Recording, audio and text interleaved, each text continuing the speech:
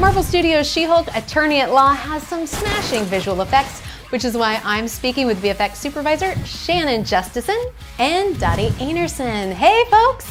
All right, let's jump in. Now, there are some unbelievable visual effects in the series. What was the most interesting thing about working on the series?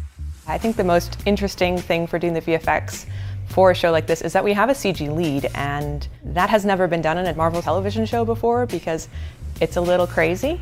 I mean, it's a huge show. There are digital humans involved, so you're creating something using a lot of input data and a lot of performance capture, but ultimately it's a CG creation that's going to be acting alongside actual human actors.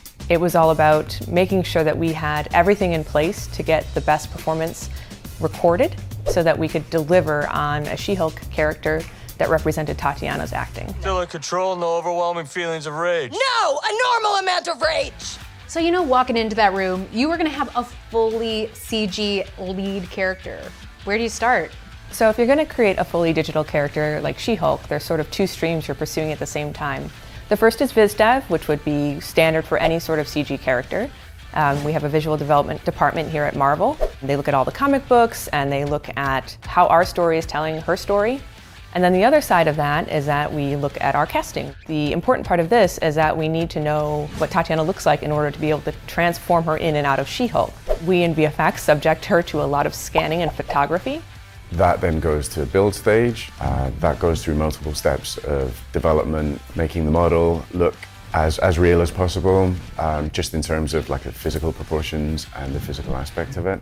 So once you've done all of that digital work, you have Tatiana Maslany's performance. How do you pair the CG and her performance together? We captured petabytes of data. It was absurd how much data we pulled off the set. We actually had a really big on-set VFX team just because we had so much data acquisition to do. When we're recording mocap and HMC on set, we've got several sets of data that we're actually kind of picking up. So the mocap data actually records not video, but it is straight data. And that is purely data that's recorded to a digital skeleton. So if you had walked over to the mocap brain bar while we were recording, you could see a little skeleton running around doing Tatiana's or Mark's performances, which is pretty wild. Once you have all of that data and footage, how do you bring them together into a scene to create a realistic She-Hulk performance? In order to make She-Hulk more lifelike, we always start with the animation first, because for a character like this, that's the foundation of everything that is to follow. I mean, there are so many things that we consider when we're trying to make her feel as real as possible. We try to make it as close to what Tatiana did as possible and really see what the essence of each one of those performances is. So starting from the edit, then we can start working from selects. Based on the selects, we would, for instance, we say we have a She-Hulk shot. This is the shot that the editors have chosen. This is the mocap performance. All that goes over to a vendor, and then they start their process of tracking the plates, ingesting the mocap, which means transferring the mocap data to the She-Hulk rig.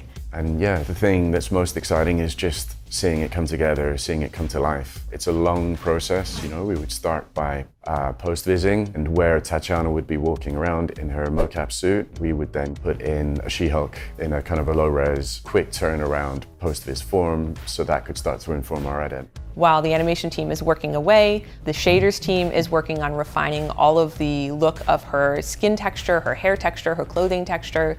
We're building out her clothes, we're building out her shoes. Then really, once you get turnover and start to build that scene and see the things coming to life, you start to match the lighting, you start to see the performance go on the actual She-Hulk animation puppet. It's super exciting seeing that character come to life. Once we have an animated performance that we like and the studio buys off on, at that point we start all of what we call the sims, the simulations. That's where we start the clothing simulations, the hair simulations, and because all of that's driven by the animation, we don't really start that until after the animation's complete. You know, She-Hulk has so many different looks. I imagine that's a lot of work. How typical is it for a CG character to have that many outfits?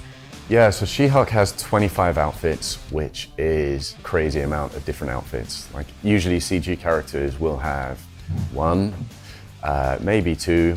She has to be in court, she has to be casual, she has to be kind of working out. But you still get to have a lot of fun with like how do the clothes transform, what happens to her shoes.